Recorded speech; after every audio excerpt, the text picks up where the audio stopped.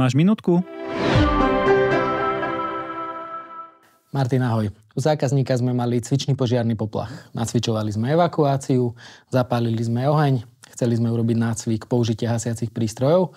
30 ľudí nastúpených, oheň horel. Chceli si to skúsiť zamestnanci, išiel prvý, druhý, tretí, ani jeden nevedel spustiť hasiaci prístroj. Rozumiem.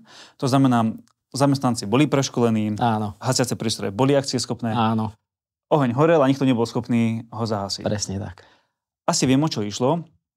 Problém mohol byť v tejto poiske, ktorá za normálnych okolností beha ľahúčko a musí ísť aj takto isto ľahko odstrániť. Vám sa stalo zrejme to, čo je prirodzené, že ja vždy ten hasiaci prístroj musím od veľká zvesiť. Držím ho v ruke a bežím k tomu miestu požiaru.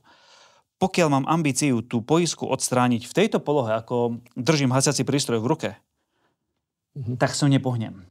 Preto odporúčam hasiaci prístroj, zvesím, bežím k miestu požiaru, položím na zem alebo na stôl a tá poiska musí zľahúčko odstrániť. Odstránim, namierim na miesto požiaru, stlačím, ide, pustím, nejde. Také jednoduché, ale pritom kľúčové. Presne tak. Ďakujem.